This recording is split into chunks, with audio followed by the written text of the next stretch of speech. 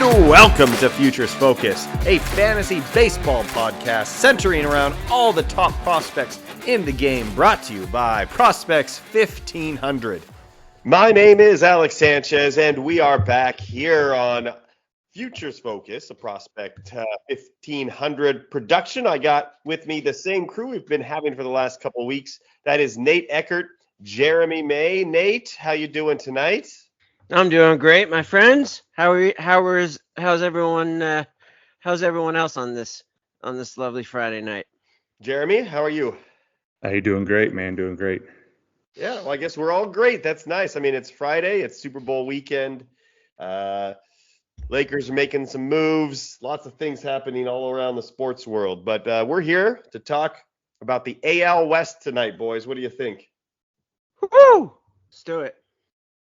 Yeah, this is gonna be a kind of ups and downs division. Yeah. We're gonna start out with the fun one first, so no worries there. But just give everybody a lowdown on what to expect with this episode. We have the top 50 prospects for each of the teams in the AL West. You can find on prospects1500.com. These are still being released on a pretty daily basis. We're almost near the end now. We've been trying to follow along the last couple of weeks, and we have landed on the AL West today. So you can follow along with all of these, get the write-ups on the site. Just a reminder that these are tier-based rankings all the way down for 50 players. They're with write-ups on pretty much everybody from the tier 1 to tier 3. Couple write-ups for some other players below that as well, but lots of good content, so check it out. So we'll jump right in here to the Seattle Mariners, and again, tier 1 player, just to go over the tier system here in case you haven't been following along or you're getting right back into your podcast here as baseball season rapidly approaches, I should say. It's coming real quick. But we have the tier system here. So the tier 1 player you're going to hear about is one that we're very confident is going to be playing at an all-star level. There's not too many of these in the league. They come around. They should be pretty special. We're pretty confident in their ability to fulfill their potential and be a very great player for many years. After that, we have a tier 2 system where players maybe not all-stars multiple years. Maybe they make it once or twice, but they're definitely have a decent career, above average expectation of being a solid contributor. We're pretty confident in these guys as well. After that, we have our tier 3, average expectation and being a solid contributor in the major leagues, followed by tier 4, some sleeper candidates, some guys that we think have some potential if they can get things to click. And finally, the bottom tier, tier 5, guys that keep an eye on, who knows, breakout potential. Maybe they are low-end relievers, because who knows what dynasty league you're playing in, where you might need holds, or you might need guys who can just get at bats or can steal you bases if they're a pinch runner. Who knows? So those are the tier systems to keep in mind as we go over the Seattle Mariners here. So the Seattle Mariners, pretty decent system here. I'll go ahead and list off a couple of the top guys, and we'll discuss the order. I think that's the big discussion here. It's not so much that, there's some good guys here, but the order, I think we can have a good debate. I think if you asked all three of us to order this, it would be three different lists, I would imagine. So at tier 1, we have the shortstop, the 19-year-old Colt Emerson, followed in tier 2 by another Cole Young, another shortstop.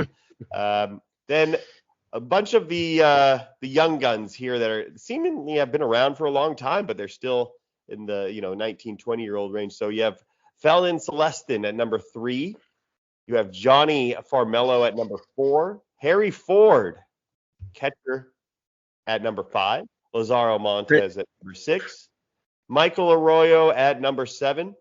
And that concludes tier 2. So we'll stop there with listing them off, and I'll go right to you, Jeremy. This is a great system, but man, it seems hard to rank these guys in the correct order. Yeah, I agree. You hit the nail on the head when you said everybody would rank this differently, even the three of us. It was a tough one. This list of all of us people who did the rankings we spent the most time kind of debating this back and forth, and moving a guy up, moving a guy down, and I think at the end of it we just agreed that, hey, the tiers are going to be more important to hammer down than the actual numbers, and kind of rolled a list out. So it was a fun tough. Let's put it that way. What do you think, Nate? I think Colt Emerson's number one for me if I was ranking this. Is he number one for you in this system? Yeah, he is for sure. I love Cole Young. He's probably a better real life prospect right now, but for fantasy, I would with more upside, I think it'd be Emerson. He didn't have such a good year last year, if I remember correctly, but he was really young at a really high level. I think it was all the way up to AA. Hold on, let me take a look at this. Yeah, he got rookie A and high A last year, 263, 4 homers, 15 stolen bases, good on base percentage, strikeouts, not too bad. But as a 18-year-old, that's the big thing. Yeah, he made it up to Everett for high A. I will put this out there as a disclaimer for anyone listening. Everett is a really, really, really difficult field to hit at. It takes quite a while for Everett, Washington to get into the 80-degree threshold, and the wall there is like 30 feet tall. They moved them in. They moved in the walls, but that doesn't really account for his on-base percentage and K rate. But again, he was an 18-year-old last year, so should cut him some slack. But yeah, Emerson's number one for me. Yeah, that's the thing with these guys, is they're all so young that the stats, they all look pretty good when you have age context in there. But what you get a lot of feeling is you're getting, like, if I just said this scouting report, Jeremy, you could give me 3 different names. Okay, it's like 60 hit tool, 50 power, 55 fielding, middle infielder, right? And that's pretty much all these guys. Yeah. Mm-hmm. Totally. Yeah. From Michael Arroyo to Cole Young to, I mean, Farmelo's a little different. He's got the high end speed, but everyone else sort of fits into that same category. So for fantasy wise, only one of them can play shortstop, right? So we're left wondering what the future is going to hold for these guys. So Jeremy, fantasy wise, like, I know the list is already based fantasy wise, but I tend to lean more to like a Lazaro Montes for fantasy, just because the ceiling and what he did, 19 years old, 21 homers, eclipsed 100 RBIs, strikeouts were high, but so were the walks, like really high walk rates as a 19-year-old and low A and high A. Like, for fantasy wise, give me that guy. Whereas like real life players, these guys are going to be great, but I don't know how much of an impact on fantasy they're going to have. Yeah, no, you definitely have a point there. If you're looking at, kind of floor versus ceiling, you'd probably lean more into the Montez category. Even Felnin Celestin, I think he, has some, if the power can come along even more, I think he's got some exciting tools. But I think that even highlights even more probably why Colton Emerson coming in at number one, because he's kind of got the combination of both. I mean, I think he's already got a pretty high floor. But, as he develops, I think there's some hope that, those home run potential could creep up about, 2025, and that really changes his profile. So the one knock I would say on Colton Emerson is it doesn't look like speed is going to be a big part of his game. So that kind of gives him a slight knock there, but no, I agree with you. It's from a fantasy standpoint, it's kind of like it's what your taste. Do you want to chase the really high ceiling and the really great tool, the great tools, or do you want something a little more safe? And so they all seem like they're going to be J.P. Crawford, Yeah, and that's not exciting. I mean, Not it's for Not fantasy. bad, but Well, he's fun to watch. Fun to watch at shortstop. yeah, Yeah. Making that plays. part's also not very fantasy friendly if they do reach their potential, right? It's like you're getting No, 15 it's homers, not. 15 stolen bases. Like, I don't know. It's just they're all just kind of the same. Yeah. What I agree. Nate, who Yeah. do you kind of think is the best if like we keep it to these 7? If you like had to kind of just pick one. Oh, for me, it's Montez. Yeah, Uh, Montez. I mean, yeah, it's not even really close. I mean, Harry Ford, Prince Henry, he put up a hell of a showing at the WBC, so that was nice to see what he could do on a bigger stage. And I do think he'll be a good fantasy and real life catcher, but right now for me, it's Montez. Really without much of a, it's not much of a discussion of anyone else.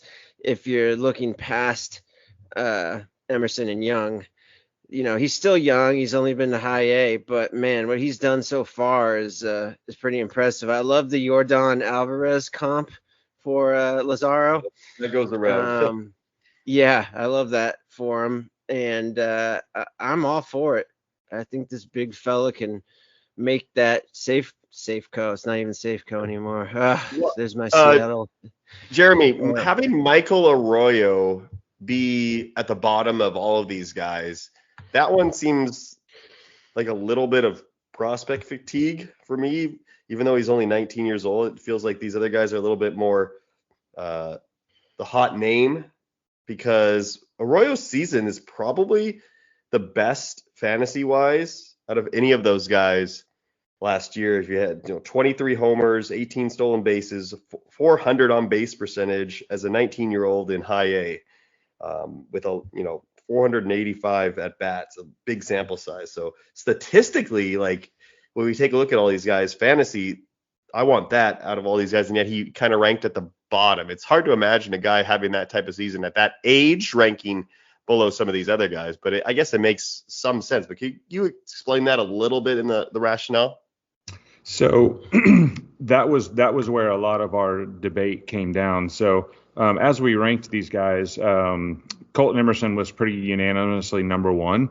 So, and he was pretty unanimously tier 1. So we just kind of set him aside in conversation. Where it got dicey was that tier 2, right? Like you had Cole Young, Harry Ford, Michael Arroyo, Celestin, and Montez. So that's really where it got dicey, right? And I kind of feel like the more we talked about it, and even after we did it, I kind of feel like I think you hit the nail on the head. Arroyo gets forgotten about a little bit.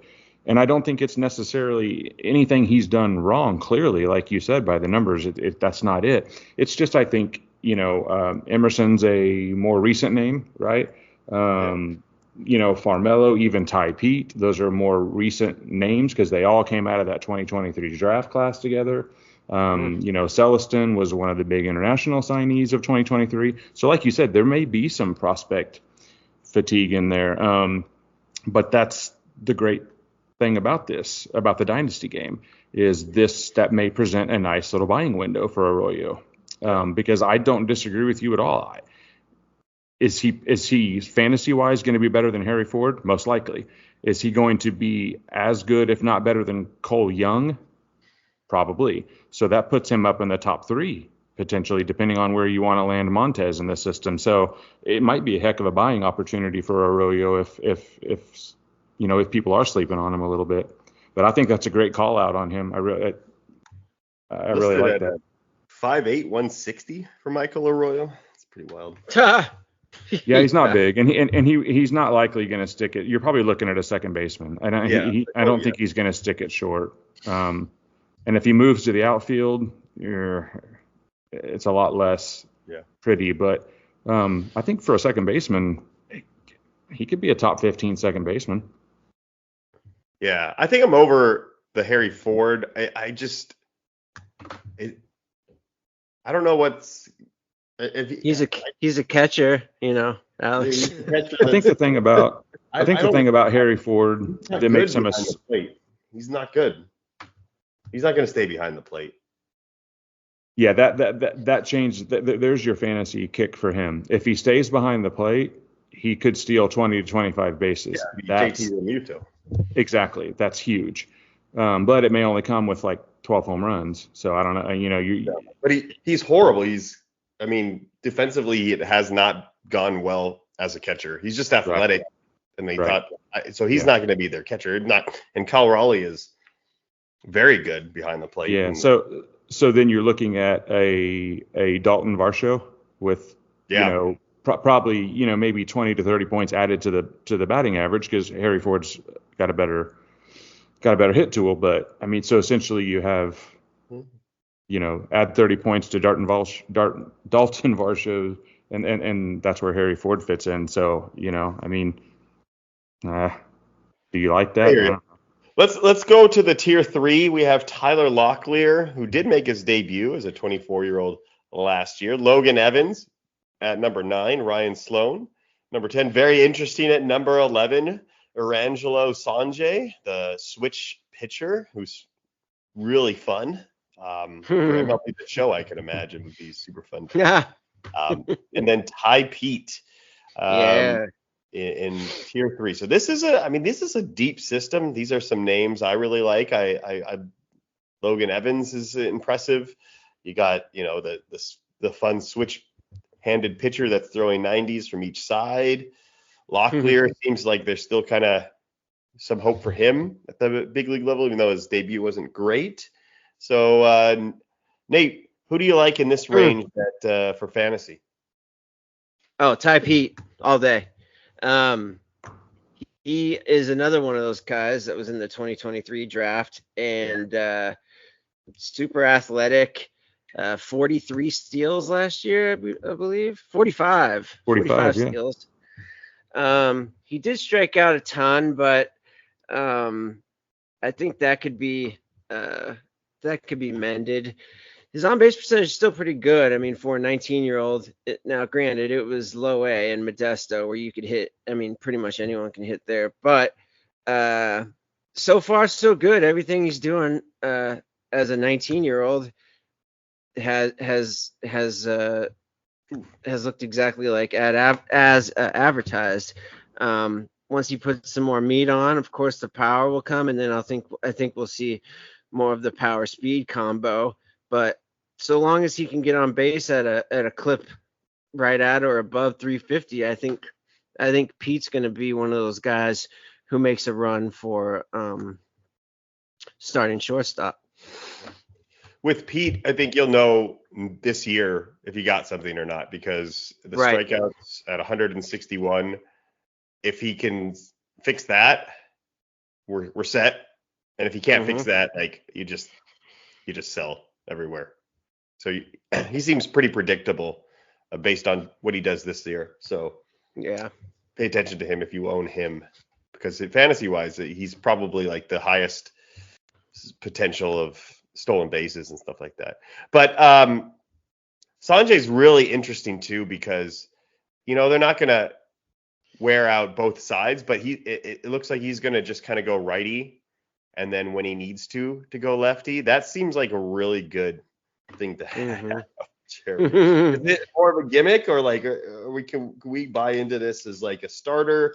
Is he going to be a reliever? What do you think?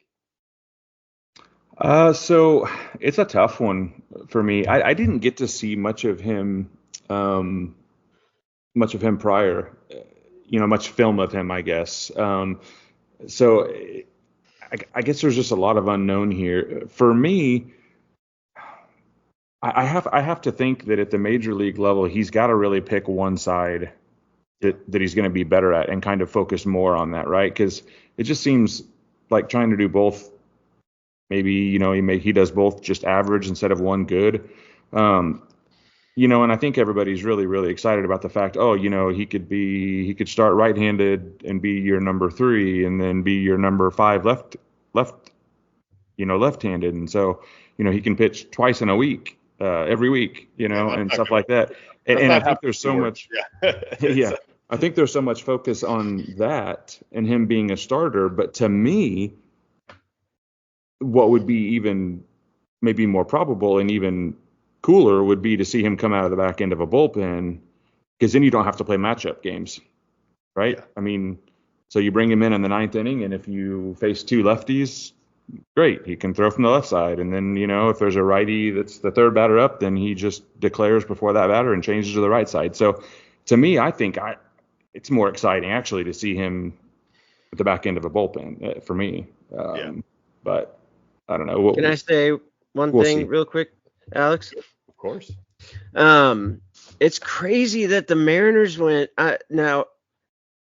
they took him 15th overall in the draft.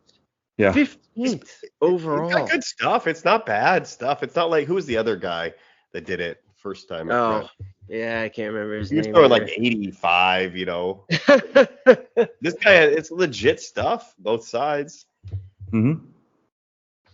Could he really do that? Is that like, I have no idea. Is that even a possibility to go like 3-starter and then 5-starter if you went like righty and then lefty? Again, is that what you can't you've never pitched before if you think that's possible, because it's not the only thing that's sore is your arm.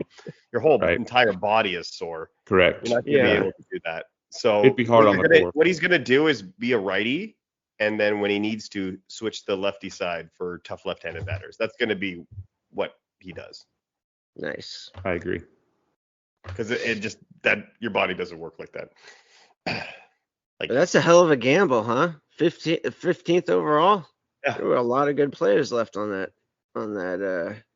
But they must have seen something in him. I mean, they love him. They must love him. Yeah, you're right. Yeah. All right, let's go ahead and we'll move on to the next system here. We spent a lot of time on the Mariners, but that was on purpose. They have a very interesting system to talk about. Lots of fantasy relevant names there.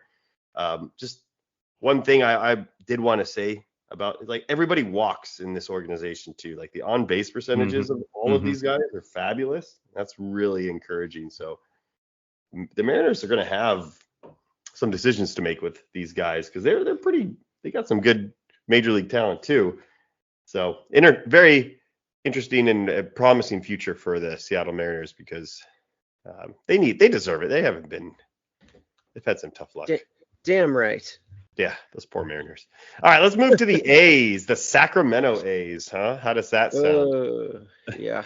I can't get used to that. So you have to remember that one of the big draws of an A's prospect was if they're a pitcher, right? They got this ballpark, but that's gone now. And in fact, it's the opposite, because it swung the other way. It's going to swing in entirely the opposite direction.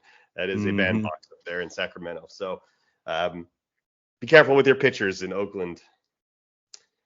All right, we have 2 Tier 1 prospects here for Oakland. We have Nick Kurtz, the recent drafted first baseman, and then Jacob Wilson, who I know Nate loves quite a bit. But for all that excitement in Tier 1, no Tier 2 players. We have to drop all the way to Tier 3 to see Luis Morales, right-handed pitcher. Kobe Thomas, potential starting outfielder for them, number 4. Henry Bolt at number 5. Denzel Clark. Don't get him.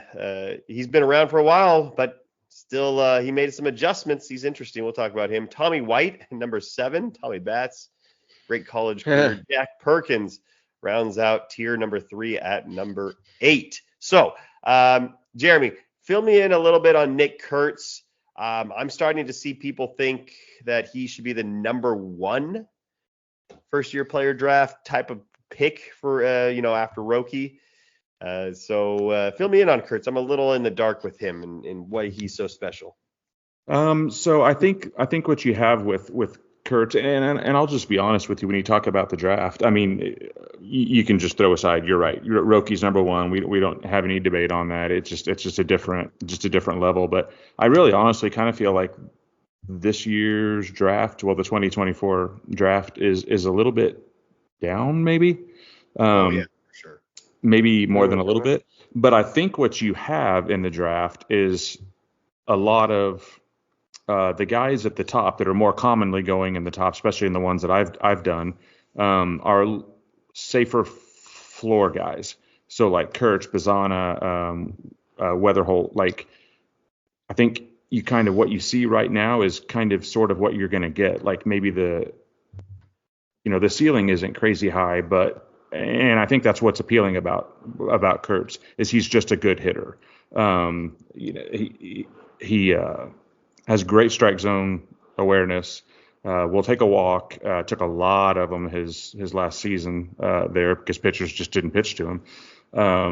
And he's got some power. And I think he didn't start the season out in the AFL, but he did end up becoming like a late sub into the AFL and really made some noise in the Arizona Fall League. And I think that kind of put a little helium behind him and pushed him up even higher than maybe he was before. But yeah, I mean, as far as from the A's system, Kurtz was an easy number one for me, to be honest, and was unanimous amongst us, amongst all of us rankers. So he's got that Jason Giambi type of feel, doesn't he? Yeah, he kind of does actually. Yeah. Mm-hmm. Yeah. That's he does kind of have that feel. Now, I know Nate probably agrees with this, but having Jacob Wilson as a tier 1 seems like crazy talk to me. Like he just seems like he's gonna be like his dad, like a great defending, decent 10, 12 homers. Tier 1? Okay, Nate, you can convince me. Let's go. Come on, man. I'm sorry, I'm not gonna look up his dad's career hitting stats, but my God, he was like 230, 240, something like that. I don't know that he ever hit over 260. 23 and a half WAR for his career. Bet you didn't think that was going to be the number. No, I didn't. 265 career batting average. I'm telling you, 265. It's a good career. I think Jacob Wilson matching his dad would be a great outcome. Oh, I hate your guts. Yeah, no, I don't think he'll be matching his career by any stretch. This kid got drafted. So first of all, I was at this draft in 2023 in Seattle. It was the draft, right, where you had Skeens and everybody. He was the 6th overall pick, and he was the first kid and the only one in that top 6 that was there in person.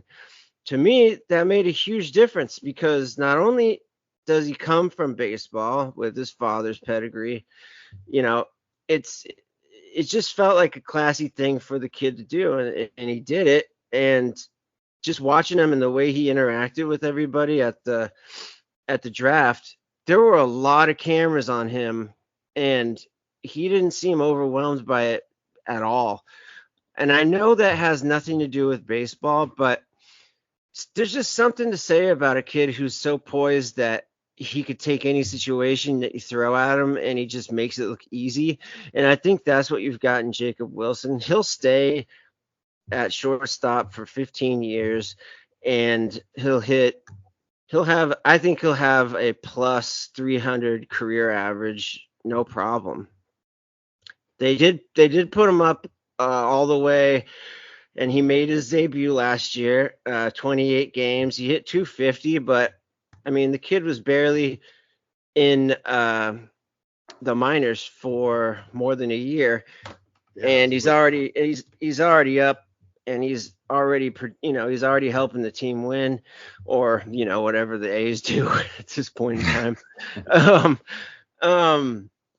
But I think he'll have a much more famed career than his dad, which is what every father would want. I would have to assume. I don't have children, but and again, by the time he turns 25, 26, he's going to have those man muscles that he doesn't have right now because he's 22 years old, and he's going to grow into that 6'2" frame of his. I know that you could say, well, he's already topped out because he is 22, but no, there's an extra degree of strength that people get after they turn 25 or 26 years old. And that's why all baseball players have like their best hitting seasons are, I think it's like 32 is the age of the typical career year for any given baseball, any hitter in the majors. So I mean, that's 10 years from now, and he's hitting everything, and he's not missing anything. Even in the bigs, he had an 8 to 10 walk to K strikeout. I mean, no, walk to strikeout ratio. So I mean, yeah, fantasy, he may not be as shiny as the next new toy, but I think this is one of those kids that you're just going to be able to plug and forget about, and he's just going to produce for you nonstop. Yep. Dad, Silver Slugger in 2004. See, there you go. But this is what I think he'll do. He'll hit 308, 11 home runs, 8 stolen bases, 40 doubles, 12 triples. Sounds like a Jacob Wilson season. Yeah. Mm-hmm. Hopefully you have extra base hits in your league, and then you'll be set. Not OPS. Yeah, that's true. Good on base. That's a great point. Like average versus on base percentage leagues too.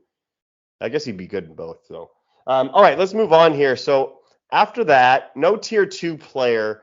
That's got to be depressing if you're an A's fan with how poor the roster is in the major league level. You're like, okay, well, what's happening? But fantasy wise, Kobe Thomas is sort of the anti Jacob Wilson, a guy that maybe not the greatest real life player that's going to help you win ball games doing the little things. But man, fantasy wise, if I read you Kobe Thomas's line last year in AAA, 31 homers, 15 stolen bases, you're starting to get pretty excited. And then you see the outfield being kind of wide open over there.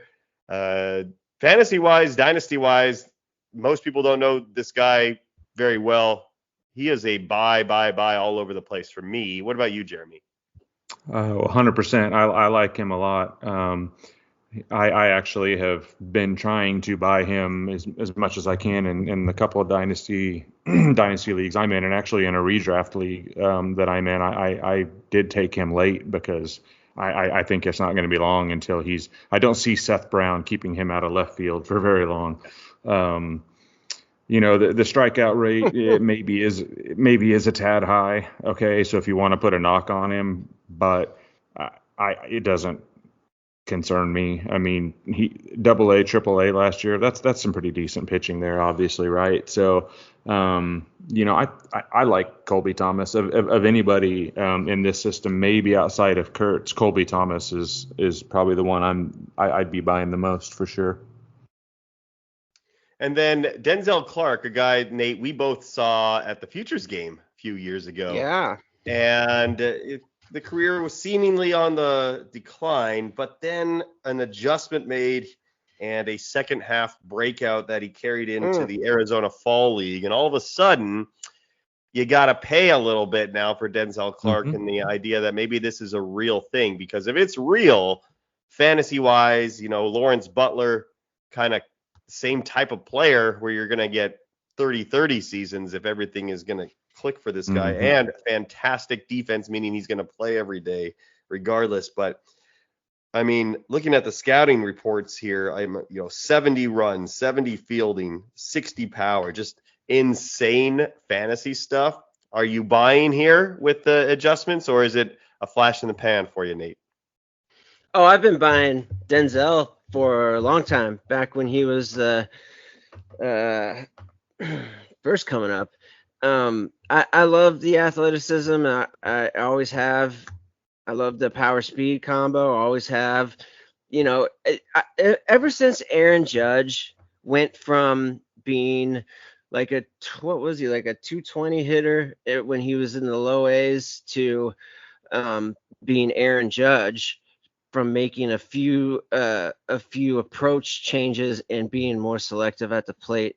After the Yankees turned him around in that big 6'8" frame, I've been pretty much buying in on any and all freakish looking baseball players because of just what if, I mean, Denzel Clark, when we started our dynasty league, he was probably in our first year players draft or our monster draft. Yeah. So I probably took him kind of deep, like in the 30th or so round. And in our league we did major leaguers and prospects together. So and I said I didn't have to pay a whole lot for him, but if you have to pay for him now, I would wait probably until the season started just to see if that adjustment was for real.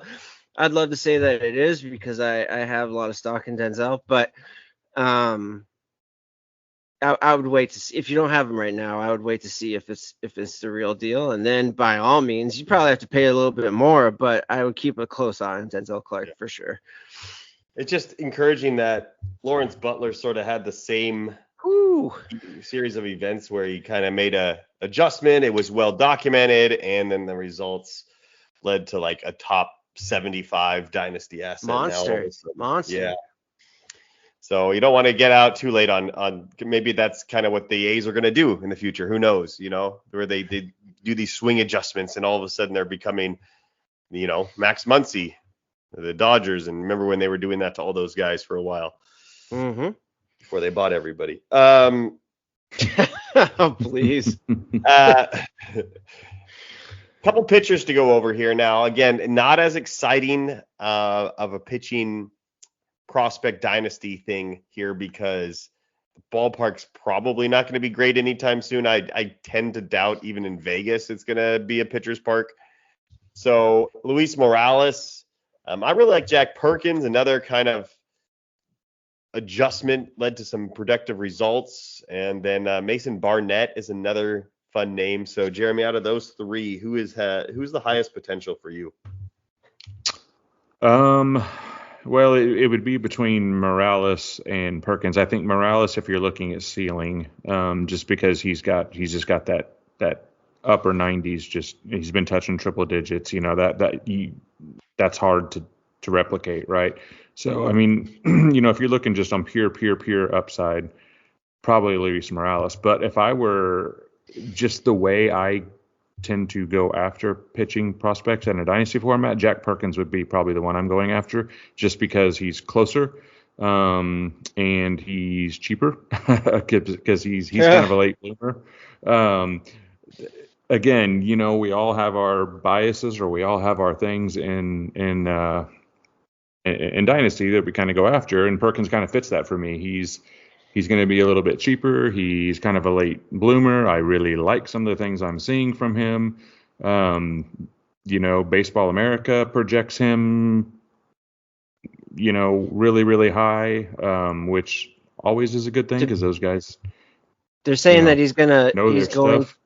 Aren't they saying that he's going to open 2028 as the number one starter when they moved to Vegas? Yeah, I've seen. I feel like I read that somewhere. Yeah, which that's saying something.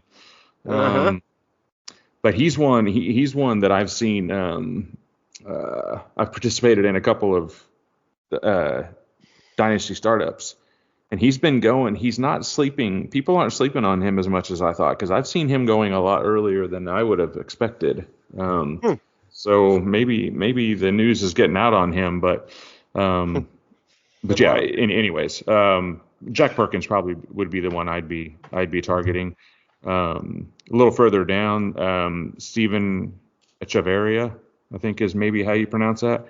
He's one that I would keep an eye on. I like him a little bit too. Anytime a team goes over slot value to get someone in a draft, it piques my interest. Because clearly they see something, right? Yeah.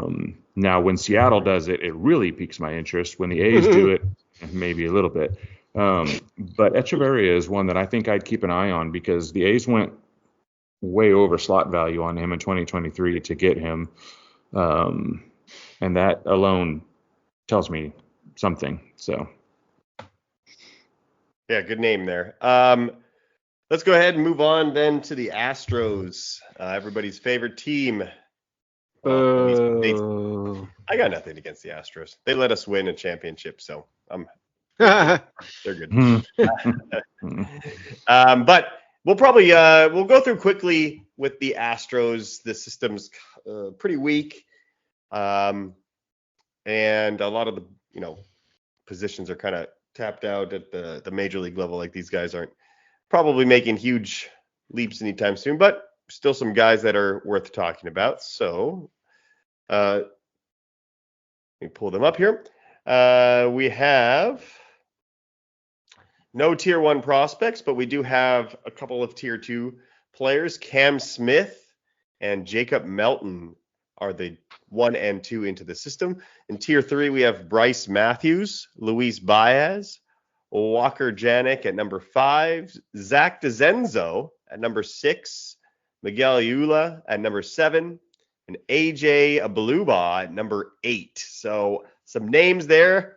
If you're anything like me, you're kind of hearing for the first time, but a couple of names there I do like. So I'll kind of give my thoughts there. But convince me, I kind of like Jacob Melton.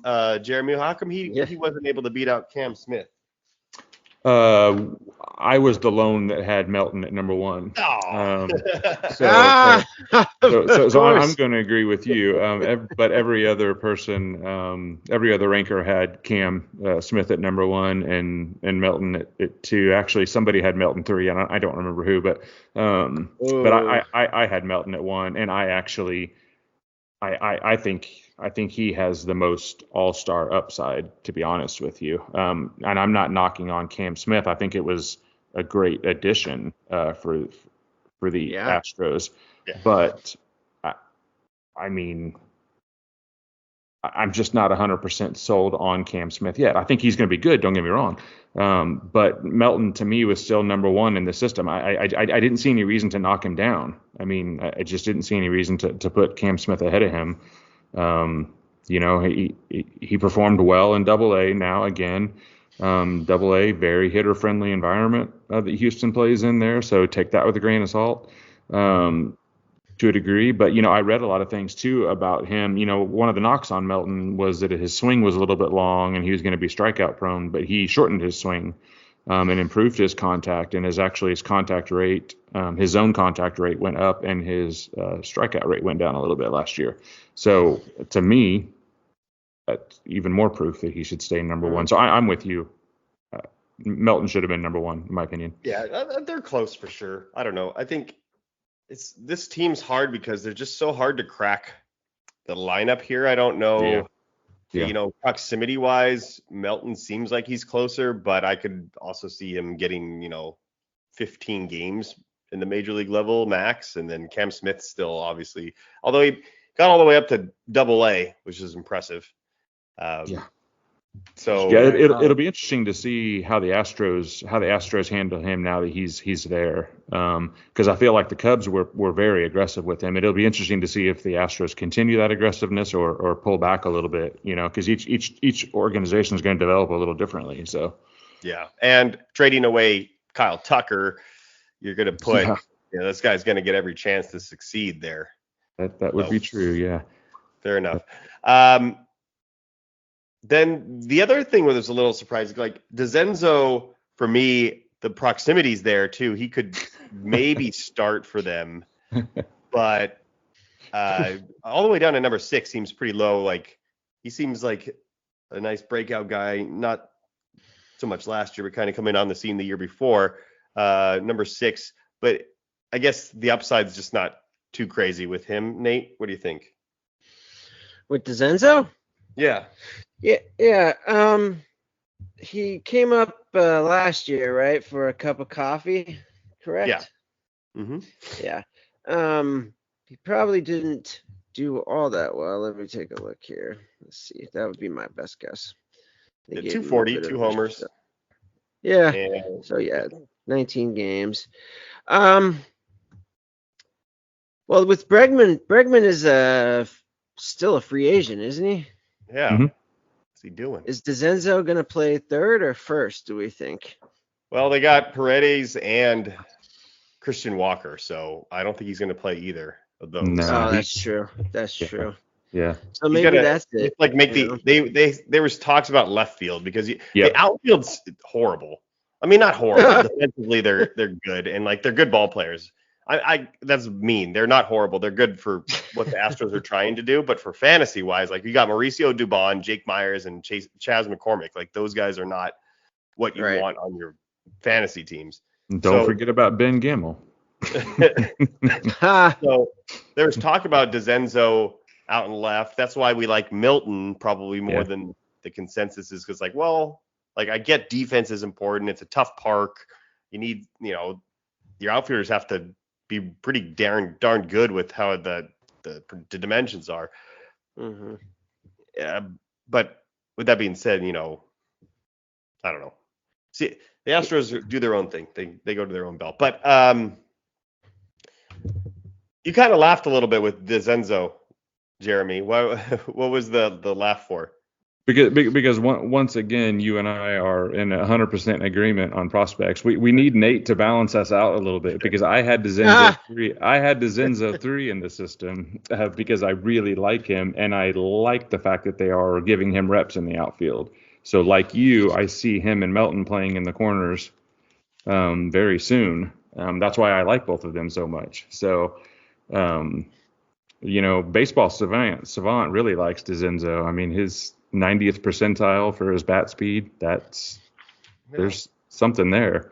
An average chase rate. So I don't know. I mean, I just don't know what there is not to like about the guy. So yeah, he's certainly put up a lot of really nice stats. I was trying to find a hole in his stats just a second ago. I couldn't find one. I thought, ooh, that's a major power dip, but he only had half of the bats that he had the season prior. So that he's got great stats all the way through. He's 6'5". I mean, he kind of reminds me of like what's his name on Colorado? God, this is gonna kill me. Ryan McMahon a little bit. Maybe, perhaps. He reminds me of like Chapman without the defense. True. Just, gonna be good, but what is this? The absolute ceiling. Right. Never know. I mean, we'll see, right?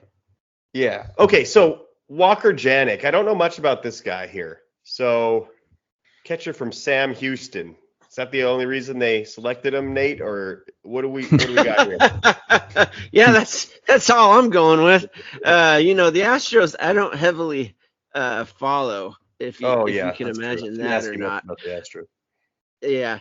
You know who I do like though, and maybe Jeremy, you could back me up on this because you were the one responsible for his blurb, is Bryce Matthews, man. I was checking him out just a little while ago, and he looks damn good. First rounder in 2023, came out last year and had an 865 OPS and graduated 4 times, it looks like. 15 bombs and 32 steals. Would you like to add something to that, Jay? So I'm going to be 100% honest with you. When we were divvying up the write-ups, I got in late on it, and so Matthews fell to me. And I did not know a lot about the guy, other than I remember that he played for Nebraska, and I got to see him play live once. And I was like, oh, okay, well, I'll dive in a little bit deeper. And the more I dove in, I was like, okay, there might be something here. Like you said, you read off his stats: 15 bombs, 26 stolen bases, and only 232 at bats. I mean, gosh, you in a full season, you're looking at what, 25 and 40. Yeah. The knock would be that his strikeout rate was north of 30, but he also walked at a 13% rate. So I mean, it's like. You see a knock, but then it comes right back with another positive. And so I'll be honest with you, doing this exercise for me actually raised Bryce Matthews up in my rankings. So I agree with you. He's intriguing to me, and definitely somebody that's I'm going to be watching a little bit more next year. So yeah, you and I both. Yeah. Another guy, if you want to go with some stat watching, it's Shea Whitcomb, who had I like him a lot. Year. We have him down at number 10. So these guys, we take the Mariners, who we started out with. All those guys are doing it at low A as 19-year-olds. All the Astros guys are doing this at triple A as like 24-year-olds. They're all knocking on the door here. Mm-hmm. Yeah. So one of them has to come through. Like, there's going to be one or two that just come through and steal the job. Just who is it going to be? Is it Dezenzo? Is right. it Milton? Is it Matthews? Is it Whitcomb? Might as well. You could bank on one of those guys, right? Has to be one of those guys, if not two. Yeah. They all have kind of fantasy-friendly profiles. They're all like 2020 threats. Maybe not Dezenzo with the 2020s, but every one of the other guys can. And you figure if you could play third, you could play left. Sure. Whitcomb also had some shortstop experience too, so he was drafted as a shortstop. Yeah. Whitcomb had 35 bombs last year. Is that what I see? I got him at 25, not 30. Oh, 35. Oh, my bad. Oh, 2023. He had 35. 35. That's still pretty good, I'll tell you. Yeah. Yeah. Interesting. So that's some advice. Like, those guys are pretty cheap, I'd imagine.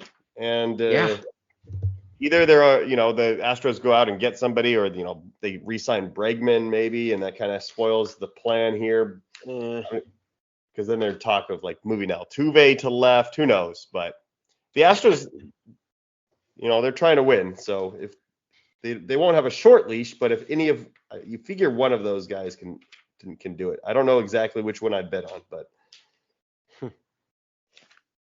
all right, let's move on. We got the Angels going on next. Let's try to go through these next two. We got the Angels and Rangers left to get to, and we're kind of up against the hour. So let's see if we can't speed this up just a tad here at the end. Angels should make that easy, I think. Even my Angel friends will probably agree with me, and I have a lot of Angel friends in this area. Do you? Oh yeah, of course. So we have the one good thing about the Angels is that that they're rushing these guys to the big leagues, and that's the Angel way now, and that's pretty awesome. Yep. So first year player drafts, getting a guy that's gonna beat everybody is Zach Neto, and then it was Chenul, and now it's gonna be Christian Moore. So that's fun. Mm-hmm. I like that. More teams should be like that. Yep. But that's who is number one for the system in Tier 1. Christian Moore, great player. I love him. We'll talk about him. Tier 2, Caden Dana. Number 3 at Tier 3 is George Klassen. Number 4, Nelson Rada. 5, Sam Aljagueri. And then that's already the end of the Tier 3s. We go into Tier 4 right away after that. So we can discuss those names if need be. I don't know if we need to, but so Christian Moore though is fabulous. Love Christian Moore. Jeremy, easy number 1, Tier 1 type of player for you? It wasn't easy for me. I actually had Caden Dana ahead of him, but it was pretty close. Okay, tell me about Dana, and then I'll talk about Moore a little bit. Why do you like Dana ahead of Moore? I think the thing that did it maybe for me is I see Caden Dana continuously getting better. His secondaries keep getting better. His strikeout rate is getting a little bit better each year. I just see him developing, in a little bit more linear of a fashion, I guess you'd say. And he did it at Double-A, so that makes me feel even better. Again, I kind of have that bias with pitchers. Like when they do it in Double-A, it catches my attention a little bit more. Mm-hmm. But again, it's not like they were that far apart. I guess the only thing with Christian Moore is there's just some swing stuff that makes me a little bit nervous. And when I say that, it's because of the fact it's kind of the combination of there's some things in his swing that I think he needs to work out. But at the same time, I think the Angels are rushing him. So it's like, is he going to be able to do that? Or is he going to be thrust in the major leagues and have to figure it out there? Yes, he only had like a 14% K rate. So that's, in college, that's awesome. But if you look at his swing and break it down, he's a very heavy upper body swinger. And that always concerns me about a hitter. And I think that's something that can easily be corrected because he's a good athlete. But can it be corrected at the major league level and as easy as it can the minor leagues? Probably not. So that's kind of my thing with him, is just maybe the fact that I would like to see them slow him down a little bit, maybe work the swing out a little bit, and then maybe go on. But what do you think, Nate? Who do you have at the top for the Angels? Oh, I would go with Moore. I and I'm right there with you, Alex, as far as them shoving him out there. Now, granted, I haven't done as in depth a dive as Jeremy, but I mean, the proof's kind of in the pudding for me. Started at single A and then went to double A. 322 average, 378 on base percentage, 533 slug. He had 90 at bats. So, I mean, that's not nothing. 5 bombs in that time. So, but his K rate was extraordinarily high, 29 strikeouts and 90 at bats. Is his swing long? Is that what you're getting at, Jeremy? Are you concerned with? So if you watch some video of it, he's got like it's almost like an over exaggerated, really wide stance, and he doesn't really stride much. So he's just not. It just doesn't seem like he's engaging his lower half. I know this is we're getting in the weeds, but it's a swing that just to me doesn't look like as it will necessarily work against upper level pitchers. Yeah. Exactly. Guys that can exploit that once they get enough video of him. He has such a like athletic build and body and a fast twitch kind of thing about him that makes me hope that he can make some adjustments, because if he does, you got like a top 3 second baseman in fantasy easy. And that's really, really crazy. I don't know about Caden Dana, like, number 3 starter, if everything goes according to plan. The strikeouts aren't there. And I see what you're saying, that he's improving. But I just haven't trusted the Angels pitching development in a very long time. That's true. Very valid.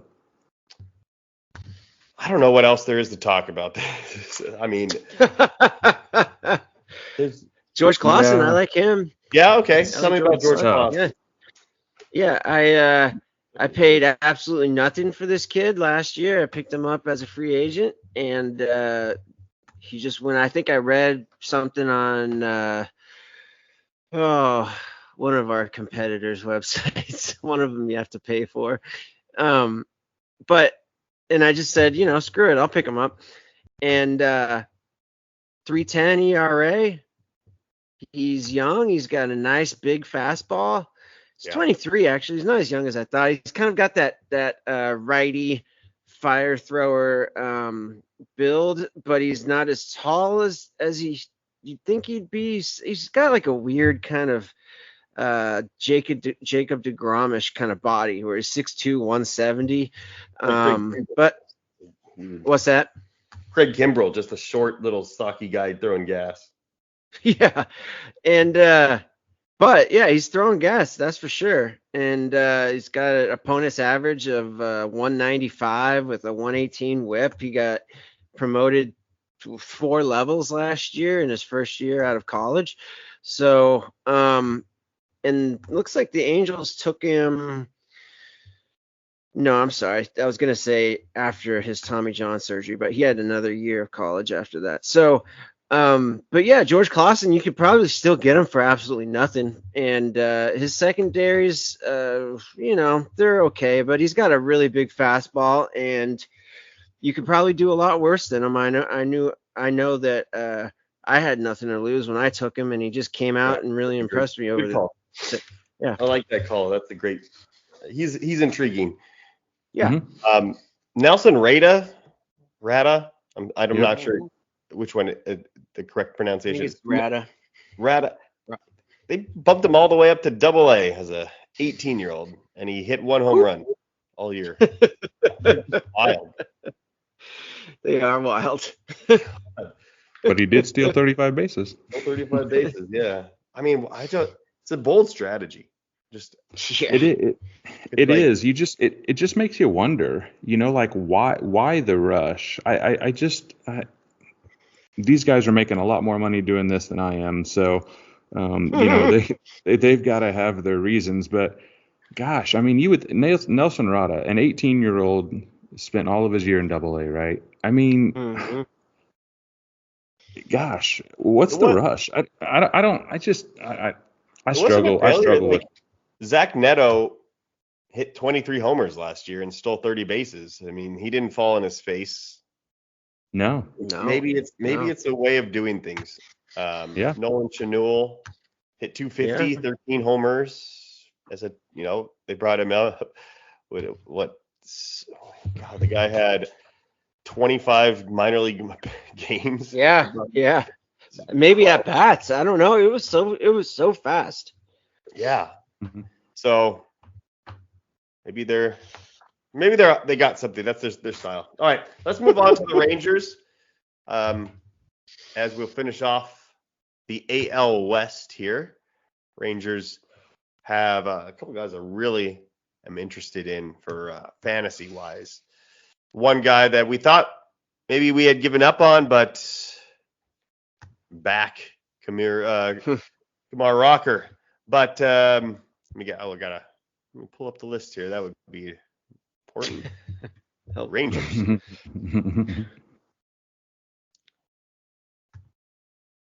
Okay, so in tier 1, Sebastian Walcott. That's the name I really want to talk about. We've talked about him a little bit as his rise has been pretty extraordinary in the dynasty world here. And then Kumar Rocker at number 2, also in tier 1. But some other names I just really am targeting as well. We'll get into Alejandro Rosario at tier 2, at number 3. Tier 3, Emiliano Teatro, Jack Leiter, Justin Foscue, Winston Santos, Cole Drake, Paulino Santana, Malcolm Moore.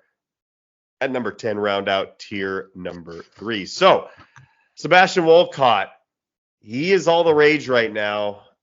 Jeremy, what do you think? Just tell me what you think. I want to see where your thoughts are with him. Yeah, I like him a lot. I think he's going to be, he could be a stud. I mean, if he ends up at third base, because I don't think he'll stick it short. I mean, I think they're still trying to develop him as a shortstop. But I think, if he stays on the dirt, he'll probably slide over to third. If not, because it sounds like he's got a great arm, maybe he'll slide over to right, maybe. But I mean, you're talking a guy legitly could pop 40 home runs and steal 20, 25 bases. He's tooled up, and he's very, very, very exciting. And he's flying up the system. So, I mean, I've seen some publications and stuff that say there's an outside chance he could be up at the end of 2025. I think that's a little fast, but he's a stud. I top 10 overall for me. I love Sebastian Walcott. He has top 10 talent, there's no doubt, but I'm very scared in investing that sort of price in him because there are major adjustments that he still has to make. That could be true, yes. And that's usually what I don't want to see with a number like 1 overall type of prospect. That's kind of where some publications are having him now. It's like number 1 in all of baseball. It's scary. I mean, talent-wise, I get it. The kid does some special things, but there's one big adjustment, with the swing and miss that has to be fixed. And if it's not fixed, he just doesn't make it. He doesn't make it out of Double A. So yeah. So I can't invest the price, but I get it. Like if you have him and you probably got him for a decent price, or you picked him up a free agent, you're just on top of this world, and I could easily see him making that adjustment. And then, like you said, we're looking at who knows the ceiling that he potentially has, because the tools are all there. It's a very fun prospect, but I can't pay. I can't pay the price. As much as you're exactly right. The price is high. I don't exactly remember the trade or the return, but he got traded in one of my dynasty leagues, and I looked at the return and I said, "Oh, no way." It was insane. Kamar Walker, Nate, Mm-hmm. your guy. Is he? I don't know. You like, or you're more the Jack Leiter Yeah. guy. I know you like Jack No, Leiter. I do like Kumar. He's a beast. I mean, came out last year through 10 starts with a 1.96 ERA, 36 innings pitched, 55 strikeouts, had an opponent's average of 180. Check this out, fellas. Rocker has had in his career as a pro an opponent's average of 190. Now, granted, that is a grand total of 64 2/3 innings pitched, but I don't care. That's how many innings he's thrown as a pro. So 190 opponent's average, that is pretty damn good. And then all he did was get promoted to the bigs, and he ended up with a 3.86 ERA. He started all three of those games that he appeared in. He lost both of them, but who cares? He was there for a cup of coffee, and he drank it all right. 14 strikeouts, 6 walks, gave up a homer. It's probably all nerves. I'd like to see how he does in spring training this year. But yeah, I'm pretty. I think it's a pretty fair bet to say that you can now buy Kumar once again. Yeah. You know who else I like, Alex, really quick, is Alejandro Rosario. I'm sorry if I'm stepping on anybody's toes here, but I was scouting this kid in the 2020 draft where they only had 5 rounds to pick him, and of course he didn't go because he had a strong commit to Miami. But I loved him coming out of high school, and now 4 years later, here we are, and man, oh man, did he age well. 2.24 ERA through 2 teams. He was at low A and then he had high A. So first year in the bigs after getting selected in 2023 draft in the 5th round. Go figure. A 2.24 ERA, 88 innings pitched, 129 strikeouts, and only 13 walks, even fewer. That's insane. 2 home runs. What? 0.93 whip. So yeah, Alejandro Rosario, get him, folks, while you can. Yeah, he might be like the 2nd or 3rd best pitching prospect in all of baseball. He could be. Honestly, I mean, yeah. That stat line is what you see number 1 starters do in the minor leagues. Like that's insane. Yep. I concur.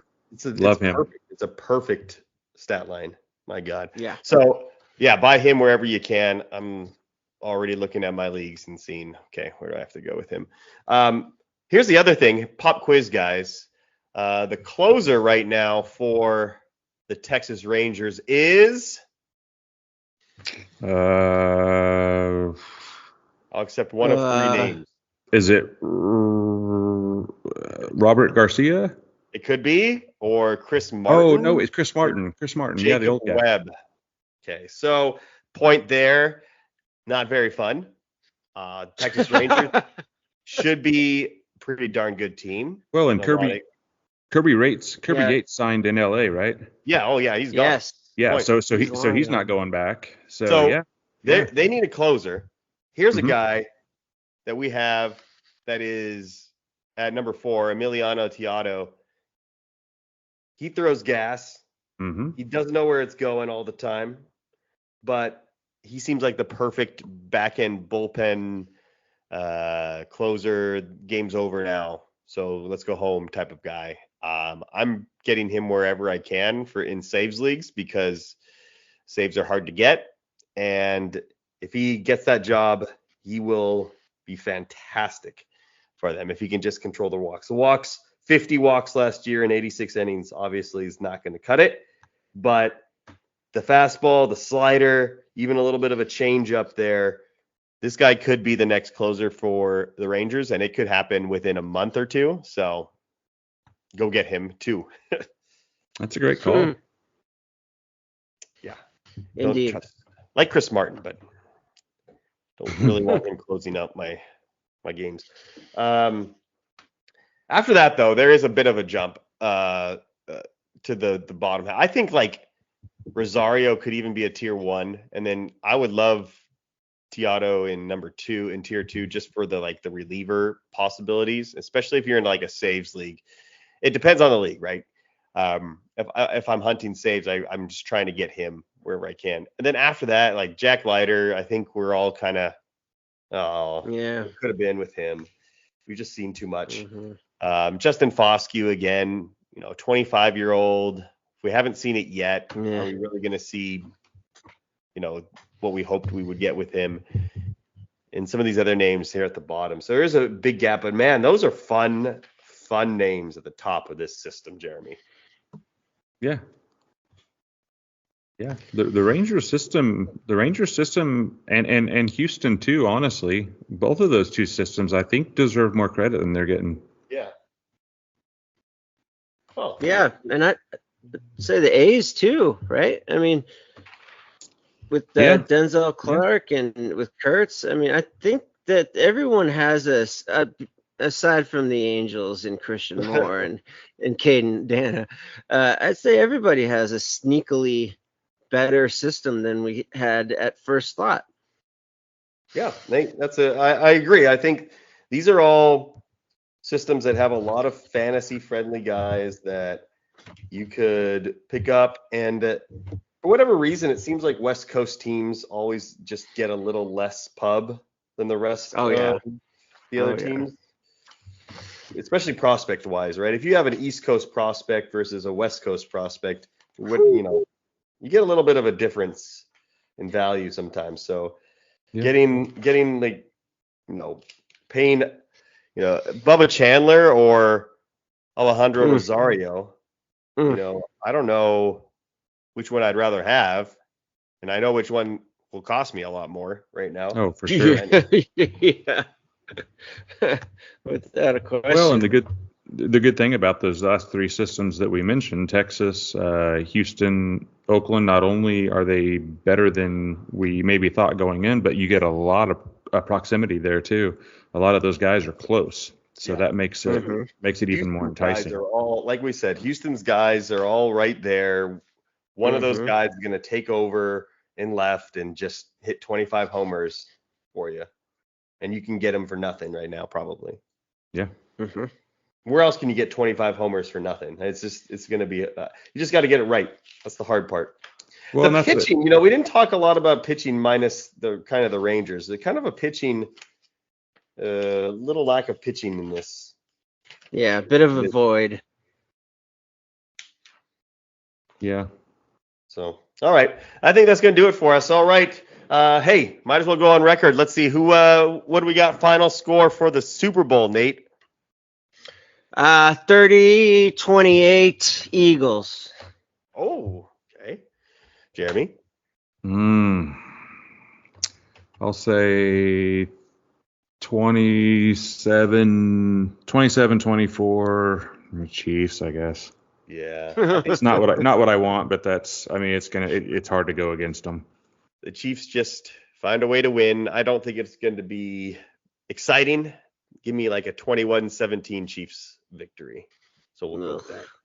Yeah. It's hard not to. It's hard not to root for Saquon though, to get him a ring. Right? Oh yeah. Hey, here's another reason, everyone, because your boy Nate put down $50 before the playoffs started on Philly to take it all, and now they're in the Super Bowl. I could win $450. It's not too shabby. That's really good. Yeah. If it was anybody but the Chiefs, I would be okay with that for sure. Yeah. We didn't even get to talk about Luka and the Lakers here. My God, that blew up LA. Love it. A little while. Love it. Yeah. Love it. Oh man, so much going on. What a time of year. All right, but We'll have to make another podcast for that one. So we'll go ahead and sign off here. Nate, Jeremy, thanks for joining me. This was the Futures Focus podcast. Check out those divisions on prospects1500.com. They're still coming out. I think the Padres was the most recent one that was just released. We'll continue to make some episodes here going over those as we head into spring trading, catchers and pitchers reporting pretty soon.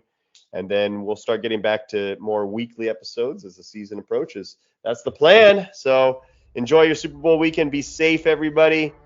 And thanks for listening if you made it this far. Really appreciate it. Okay, we're out.